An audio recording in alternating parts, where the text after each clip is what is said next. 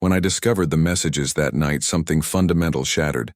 Not just trust, but the very rules I'd built my life around. My name is Clark Hale, and I'm 35 years old. Each morning, I still wake at 6, make my coffee, and straighten my tie before work, clinging to the routines that once anchored everything. I believed in dignity, in never raising my voice or my hand, in solving problems through calm discussion. But Aubrey, my wife, and Tyler Grant, her lover, taught me that principles alone can't shield you from betrayal. The pristine granite countertop where Aubrey and I once shared breakfast now holds only my solitary mug. I didn't want revenge. I wanted truth to illuminate every shadow where their lies tried to hide. Before I go any further, let me know in the comments where in the world you are watching from, and make sure to subscribe, because tomorrow I will share a story you don't want to miss. But let me start from the beginning. The bedroom was quiet except for the soft hum of the ceiling fan when her phone buzzed against the nightstand. The screen lit up the darkness, and there it was.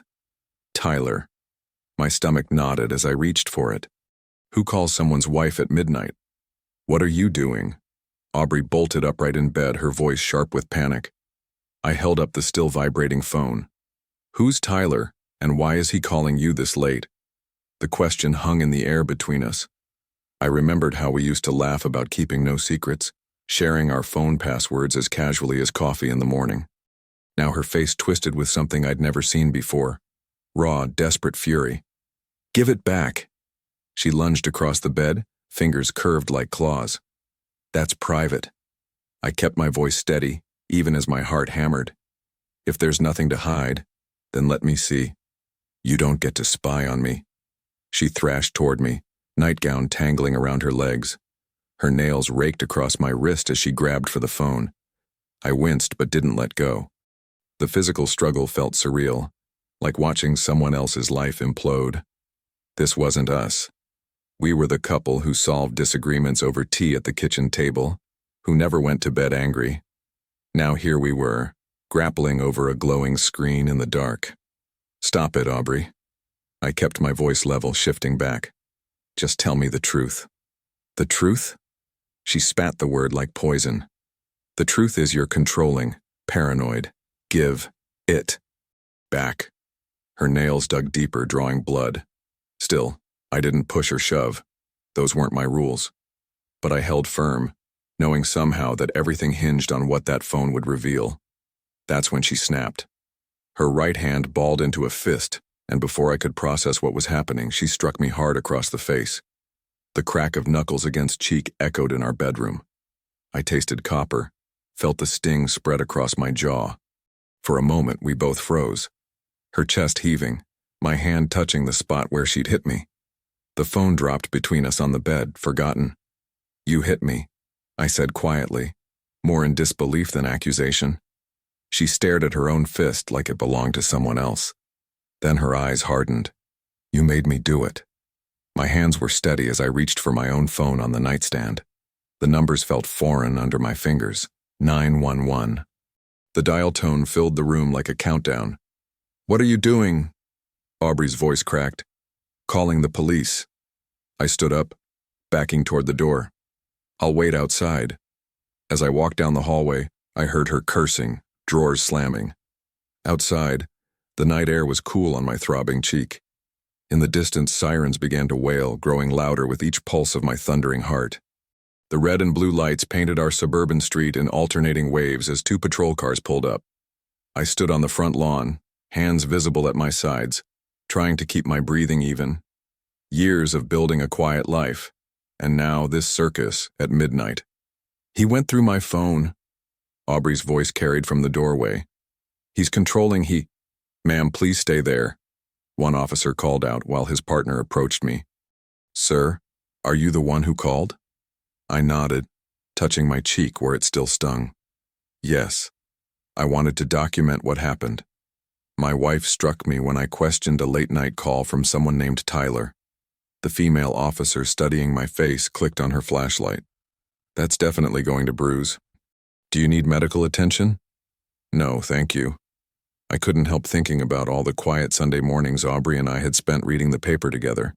How none of those peaceful moments had hinted at this. He's lying, Aubrey shouted from the porch, He grabbed my wrist. Look. She thrust her arm toward the second officer who was keeping her separated from me. The female officer maintained her professional tone. Sir, can you walk me through what happened? I kept my voice steady even as my chest ached. Her phone rang at midnight. I saw a man's name, Tyler, and asked who he was. She attacked me trying to get the phone back, then punched me when I wouldn't give it up. You're twisting everything. Aubrey's voice rose higher. He's manipulative, Her phone buzzed in my hand, cutting through her accusations. The screen lit up with a new message and the officer's flashlight beam caught the text clearly. Tyler. He asleep? I'm outside. The officer's eyebrows lifted as she read it. She pulled out her notepad, writing quickly. I'm going to document that message, sir. Heat crawled up my neck, the shame of having our marriage dissected on the front lawn, of neighbors possibly watching from behind their curtains. But relief followed close behind. Finally, something concrete. Something real. Across the yard, Aubrey saw the officer taking notes. Her eyes narrowed to slits, and the look she gave me could have frozen hell itself. Gone was the woman who used to leave little love notes in my lunch bag. In her place stood someone I didn't recognize at all. The officers conferred briefly, then began wrapping up their report. As they headed back to their cruisers, Aubrey stepped closer to me, her voice dropping to a venomous whisper. I'll tell the court you grabbed me first. Her smile was razor sharp. I'll take the house. Watch me. The patrol cars pulled away, their lights fading into the distance. I stood there on our neat little lawn, staring at the empty street. The same street where we'd once walked our neighbor's dog, where we'd planned to raise our own family someday. Now it felt like a battlefield, and Aubrey's threat hung in the air like smoke. I knew she meant every word. I woke up on my friend David's couch, my cheek throbbing where Aubrey had struck me. The morning sun filtered through unfamiliar curtains, making me squint at my phone's screen. 7:43 a.m. 3 missed calls from unknown numbers and 1 notification that made my stomach drop. Legal filing alert. The memory of fresh coffee and morning crossword puzzles with Aubrey seemed like scenes from someone else's life now. I clicked the notification, and the document loaded with clinical precision. Petition for protection from abuse and exclusive possession of marital residence. My chest tightened as I read through her claims. According to Aubrey's petition, I was a controlling husband who had grabbed her wrist and thrown her phone during a violent outburst. The words blurred as my pulse quickened. She'd managed to completely invert reality, painting herself as the victim before I'd even had my morning coffee. I recognized the strategy. First to file often shapes the narrative. While I'd been trying to process last night's betrayal, she'd been busy crafting her story. The timestamp showed she'd filed electronically at 3:47 a.m., barely hours after the police left. Hey, you need to get ready for work? David called from his kitchen. No, I answered, my voice hoarse. I need to call Caleb. Caleb Morgan had been my friend since college, and now he was one of the city's most respected family attorneys. I'd never thought I'd need his professional services, but life has a way of reshuffling the deck when you least expect it. He picked up on the second ring. Clark? I was about to call you. She filed first, Caleb. She's claiming I assaulted her. A pause, then his steady voice anchored me. Don't panic, that's exactly what she wants. Can you come to my office this evening? We need to talk strategy. That evening, sitting across from Caleb at his office conference table, the familiar scent of leather chairs and old law books helped steady my nerves. He'd already pulled up the police report from last night on his laptop. The responding officers documented her text messages and your injury, Caleb said, scanning the report. That's good, but we need more. I ran a hand over my face, careful to avoid the tender spot on my cheek. She's already convinced the court I'm dangerous. How do we fight that? With patience and paper, Caleb replied, pulling out a legal pad. We need phone records showing Tyler's patterns of contact, credit card statements for any hotel meetups, security camera footage from your house and neighbors. The truth leaves traces, Clark. We just need to gather them.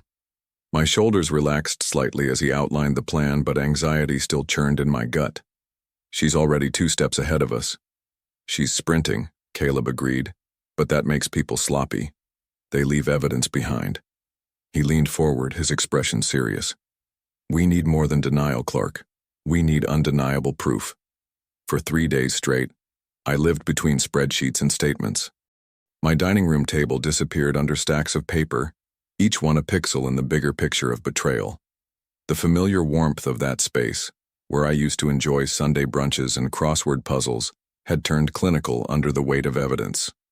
Look at this pattern, Caleb said, highlighting a series of calls on the phone records. Tyler's number, always after 11 p.m., sometimes lasting hours. He drew a timeline on his legal pad, marking each late-night conversation with precise dots. I remembered how Aubrey used to take her phone to the bathroom for long soaks or step outside for fresh air during those same hours. The pieces clicked together like a puzzle I'd never wanted to complete. The hotel charges are even more telling, I said, sliding over the bank statements. Every Thursday afternoon, same place, same amount. My finger traced the pattern, $89.99 at the Gateway Inn, week after week. Caleb nodded, adding the charges to his timeline. And look at this, the doorbell camera caught Tyler's car these nights. He pulled up the footage on his laptop. There it was, a silver BMW sliding past our house at midnight, parking just around the corner. Minutes later, Aubrey would step out for her evening walks. The evidence felt both vindicating and nauseating. Part of me wanted to stop digging, to leave some truths buried. But Caleb kept reminding me, thorough documentation was my shield against her lies. What about these messages? Caleb asked, pointing to screenshots from Tyler's phone. Some mutual friends had forwarded them, disgusted by his bragging. Having fun with A while the husband works late, one read. She says he's clueless, said another. I swallowed hard, adding them to our growing file. Make copies of everything, Caleb advised. We need one set for court, one for safekeeping, and one for Aubrey, I finished. The thought of confronting her made my stomach clench, but I knew it was necessary. That evening I heard her key in the lock. I'd arranged the evidence copies neatly on the kitchen table, our old breakfast spot where we used to share coffee and plans for the future. Now it held a different kind of truth. Aubrey walked in, stopping short when she saw me. Her eyes darted to the papers, then back to my face. What's this? Sit down, I said quietly. We need to talk. She perched on the edge of her chair, arms crossed. I slid the first page toward her. The phone logs. This is what happened, I said, keeping my voice steady. All of it. Her expression shifted as she scanned the documents. Hotel receipts, time-stamped photos, text messages. The color drained from her face, but only for a moment before anger replaced it. This is exactly what I mean, she snapped, shoving the papers away. You're so cold, so detached, always watching, always judging. You pushed me to this. I recognized the pattern, the instant pivot from evidence to emotion, from facts to feelings. Classic manipulation tactics. Blame the victim, blur the truth, bury the evidence. The facts are the facts, I replied, refusing to be drawn into her narrative. Facts? She laughed bitterly. What about how you made me feel? How you drove me away with your perfectionism, your rules? I kept my hands flat on the table, anchored by Caleb's advice. Stay focused on documentation, not drama. These papers tell the story, Aubrey. That's all I needed to say. She stood abruptly, chair scraping against the floor. You think paper tells everything? She spat. Fine. I'll fix this once and for all. The door slammed behind her, leaving me alone with the evidence of her betrayal spread across our kitchen table. The next morning, fluorescent courthouse lights buzzed overhead as Caleb and I walked down the marble hallway. My palms were sweating, but I kept my stride measured, folder of evidence clutched tight. Remember, Caleb murmured, let the documentation speak. Stay factual, stay calm. I nodded, throat dry. The courtroom door felt heavier than it should have. Inside, Aubrey sat with her attorney, her blonde hair perfectly styled, wearing a conservative blue dress I'd never seen before. When our eyes met, she gave me a look that could freeze hell. All rise, the bailiff called. Judge Matthews entered, her black robe swishing as she took her seat. Caleb presented our case first, methodically walking through the timeline. The 911 call recording played, my steady voice filling the courtroom. Then came the officer's report noting Tyler's midnight text, the phone records showing their pattern of contact, and the bank statements with hotel charges. Your Honor, Caleb said, we have doorbell camera footage corroborating these meetings. He played the clips of Tyler's BMW and Aubrey's evening departures. I kept my face neutral, though my heart hammered. Across the aisle, Aubrey's fingers gripped her armrest until her knuckles went white. Judge Matthews studied the evidence carefully, occasionally glancing between us. When Aubrey's attorney tried to dismiss the footage as circumstantial, the judge held up her hand. I see clear documentation here, she said, and concerning patterns of behavior. She turned to me. Mr. Hale, have you felt unsafe in your home? Yes, Your Honor, I answered truthfully. Since she struck me, I've been sleeping with my bedroom door locked. The judge nodded, making notes. I'm granting a temporary protection order, she announced. Mr. Hale will retain residence of the home for now. Mrs. Hale, you'll need to arrange alternate accommodation. Relief flooded through me like a wave. Caleb squeezed my shoulder as we stood to leave. That evening I walked through the quiet house, my footsteps echoing. The space felt different, emptier, but somehow lighter. I ran my hand along the kitchen counter where we used to cook together, remembering weekend pancake breakfasts that now seemed like scenes from someone else's life. But the peace lasted exactly 6 days. We were back in court, and this time, Aubrey came armed. Her attorney presented a stack of photographs, close-ups of bruises on her arms and neck. My stomach dropped as I saw them passed to the judge. These injuries, her attorney declared, were inflicted by Mr. Hale during their altercation. Before I could process this lie, he produced a notarized affidavit. We also have sworn testimony from Mr. Tyler Grant, who witnessed Mr. Hale's violent behavior firsthand. Judge Matthews frowned deeply at the photos. My hands went cold as I watched her expression change. Caleb tried to object, arguing we needed time to examine this new evidence, but the judge was already shaking her head. Given these serious allegations and photographic evidence, she said, I'm issuing a temporary eviction order. Mr. Hale will vacate the residence within 14 days. The words hit like physical blows. I sat there stunned as Aubrey's satisfied smile burned in my peripheral vision. 14 days. 2 weeks to leave my own home based on lies. My chest felt tight as we left the courtroom, the reversal of fortune spinning in my head like a cruel joke. The protection order I'd counted on had evaporated in the face of staged photos and a false affidavit.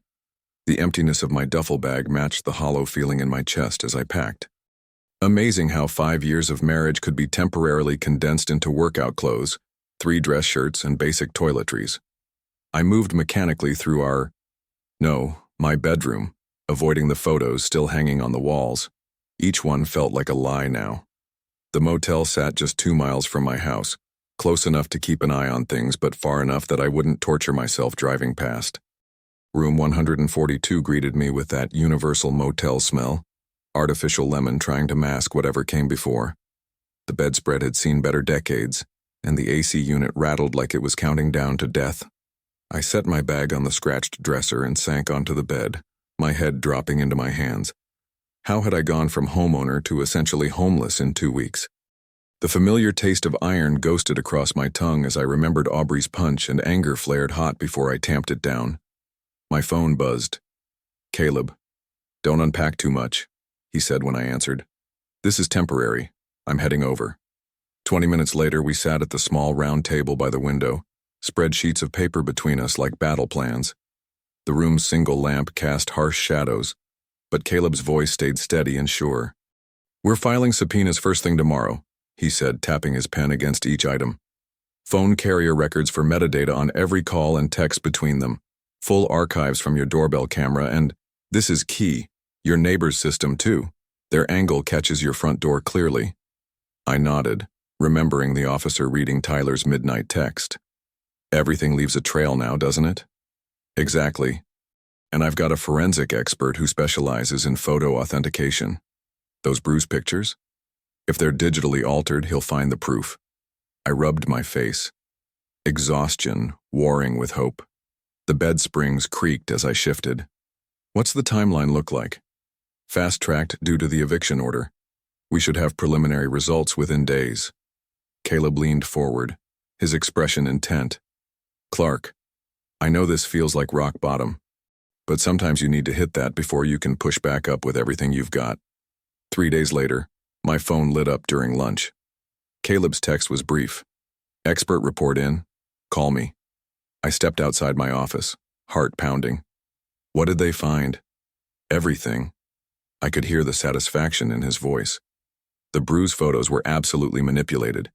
He found clear evidence of digital alteration. But better yet, your neighbor's doorbell camera caught the whole thing. Clean angle showing Aubrey striking you remaining calm, then waiting outside for police. It's perfect. My legs went weak.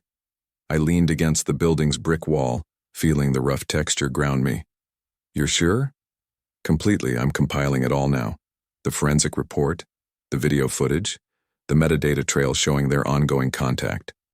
When we present this, she can't twist it, I finished. The weight on my chest lightened for the first time in weeks. Exactly. Papers rustled on his end. I'm arranging everything in order. Next hearing, we drop everything at once. The courthouse hadn't changed in 2 weeks, but everything else had. I straightened my tie, feeling the weight of the evidence binder in my briefcase. Caleb and I climbed the worn marble steps together, our footsteps echoing in the morning quiet. The familiar scent of old wood and anxiety filled my nose as we pushed through the heavy doors. I caught sight of them the moment we entered courtroom C. Aubrey sat at the plaintiff's table, perfectly composed in a cream-colored blazer that probably cost more than my week at the motel. Tyler lounged beside her with that trademark smirk, his leg bouncing under the table. The sight of them together sent a jolt through my chest, but I kept my face neutral. Ready? Caleb murmured as we took our seats. I nodded once, focusing on my breathing. The judge entered and we all rose. Her eyes swept the room before she settled into her chair, glasses perched low on her nose as she reviewed the docket. We're here on the matter of Hale versus Hale, she began. I understand the respondent has new evidence to present? Caleb stood. Yes, Your Honor. First, we'd like to submit security footage from the night in question. The bailiff wheeled in the monitor as Caleb loaded the video. My neighbor's doorbell camera had captured everything in stark black and white. Aubrey's wild swing, my measured response, the arrival of police. The crack of her fist meeting my face seemed to echo in the sudden silence of the courtroom. I kept my eyes forward, but I could feel Aubrey's glare burning into me. Tyler's smirk had slipped slightly. Additionally, Caleb continued, we have expert testimony regarding the photographic evidence previously submitted by the plaintiff. The forensic expert approached the stand, his manner precise and professional, as he walked the court through his findings. Words like digital manipulation and timestamp irregularities filled the air. He displayed side-by-side comparisons that showed exactly how Aubrey's supposed injury photos had been altered. A ripple of murmurs spread through the gallery. I caught glimpses of shocked expressions, but I kept my focus on the judge's face as she studied the exhibits. Aubrey's attorney shot to his feet. Your Honor, these allegations of tampering are completely unfounded. My client's injuries were well documented by... The metadata tells a different story, the expert interrupted calmly, pointing to his report. These images were edited using software that left clear digital signatures. The original files show no injuries at all. More whispers. Aubrey's perfect composure cracked slightly. I saw her hands clench under the table. Tyler had stopped bouncing his leg entirely. The judge studied the exhibits for several long moments, her expression unreadable. Finally, she set down the papers and removed her glasses. This is extremely serious evidence that requires careful consideration, she said. We will take a 30-minute recess. When we return, I will render my decision regarding both the protection order and the petition for exclusive possession of the marital residence. The gavel cracked against wood. As everyone rose, I caught Aubrey's eye for just a moment. The fury there was familiar now, but it no longer had the power to shake me. I'd learned that anger like that burns brightest right before it burns out. Caleb squeezed my shoulder as we filed into the hallway. Now all we could do was wait. The 30 minutes felt like hours. When we filed back into the courtroom, My shirt collar felt too tight despite the building's aggressive air conditioning. I kept my hands flat on the table to stop them from fidgeting as the judge returned to the bench. She didn't waste time with preliminaries. After reviewing the evidence presented today, I have serious concerns about the credibility of the plaintiff's case. Her voice carried that particular tone of judicial disappointment that made even the bailiff wince. Mrs. Hale, this court takes a very dim view of manipulated evidence and false statements. Aubrey's spine went rigid. Even from across the aisle, I could see the color rising in her neck. The photographs submitted to this court were deliberately altered to create the appearance of injuries that did not exist. This is not a minor oversight or mistake. It represents a calculated attempt to deceive this court and abuse its processes. The judge's glasses caught the fluorescent light as she leaned forward. Moreover, the security footage clearly shows that you, Mrs. Hale, were the aggressor in the incident that precipitated these proceedings. My chest loosened slightly. Beside me, Caleb gave a small, approving nod. Therefore, the temporary order of eviction against Mr. Hale is hereby reversed, effective immediately. The judge's pen scratched against paper. Furthermore, Mr. Hale is granted exclusive use and possession of the marital residence pending final dissolution proceedings. Relief washed through me, but the judge wasn't finished. Mrs. Hale, your petitions for protection and exclusive possession are dismissed with prejudice. Additionally, this court is ordering you to complete mandatory intervention counseling. She fixed Aubrey with a stern look. You will receive the referral information from the clerk's office. Aubrey's attorney started to object, but the judge held up one hand. I'm not finished. She turned her attention to Tyler, who had somehow managed to maintain that arrogant posture despite everything. Mr. Grant, your affidavit contains statements that have been conclusively proven false by objective evidence. I am referring this matter to the district attorney's office for review of potential perjury charges. Tyler's smirk finally cracked. He shifted uncomfortably in his seat as whispers rippled through the gallery. I caught fragments of conversation. Something about his employer, about hotel receipts during work hours, about the consequences of lying to a court. This hearing is adjourned. The gavel crack echoed with finality. I stood slowly, gathering my papers while Tyler stormed out, his face flushed red. Aubrey remained frozen in her chair, staring straight ahead as her carefully constructed lies crumbled around her. Part of me wanted to say something, to ask if it had all been worth it. Instead, I followed Caleb toward the door in silence. Some victories speak loudly enough on their own. At the clerk's window, a young woman with kind eyes handed me the official order. Congratulations, Mr. Hale, she said softly, sliding the papers across the counter. The judge's signature is on the last page. I held the documents carefully, feeling their weight. These pages meant more than just keeping my home. They were proof that truth, however painful and slow, eventually surfaces. My name and reputation stood restored, validated in black and white. 3 days after the hearing, my phone buzzed with a news alert from the business section. Local executive terminated following court revelation. I didn't need to read the whole article to know it was about Tyler. His company had conducted an internal audit after receiving copies of the court transcripts. The hotel receipts and timestamps didn't just prove his affair. They revealed systematic dishonesty about his work hours and expense reports. Remember those expense account dinners he'd claimed while meeting Aubrey? Turns out karma doesn't accept corporate cards. The following week, I stood in my driveway watching the moving company load Aubrey's carefully labeled boxes. She'd arranged to be gone during the pack-out, probably to avoid facing me. Fine by me. The movers were efficient, professional, and gone within 2 hours. Just like that, 5 years of marriage rolled away in a white truck. I walked through the house afterward, noting the empty spaces where her things had been. The gaps in the closet, the bare spots on bathroom counters. The hollow echo of my footsteps seemed louder now, bouncing off walls that held only my photographs. Strange how absence can feel so solid. That first night alone, I ordered takeout from Chen's, the little place down on Mason Street where I used to grab lunch before all this started. The familiar aroma of Kung Pao chicken filled the kitchen, triggering a memory of simpler days. I ate at the counter, watching sunset paint the walls gold through windows I'd cleaned myself that afternoon. But something still felt unfinished. The locksmith arrived at 7, right on schedule.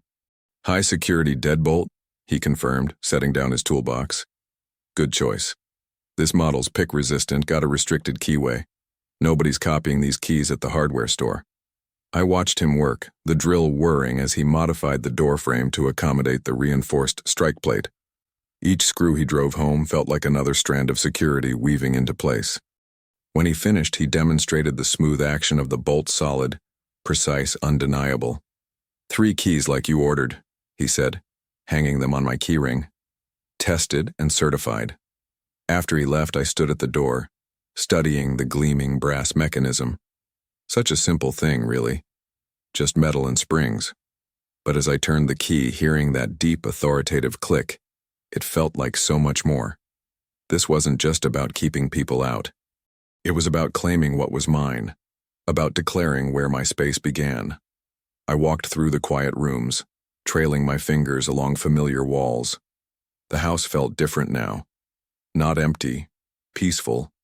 The silence wasn't an absence, but a presence, like a guard standing watch. Each room held memories, yes, but also possibilities. This was mine again. My sanctuary. My fresh start. Pausing by the front door, I rested my hand on the new deadbolt. The metal felt cool and solid under my palm. In that moment, all the exhaustion of the past week settled over me, then lifted away like morning fog. I thought about evidence folders and court dates, about nights in that bleach-scented motel room, about standing firm when the truth was under attack. "Truth is quiet," I whispered to the silent house, "but boundaries make it heard." The deadbolt's click echoed back, a sound like certainty.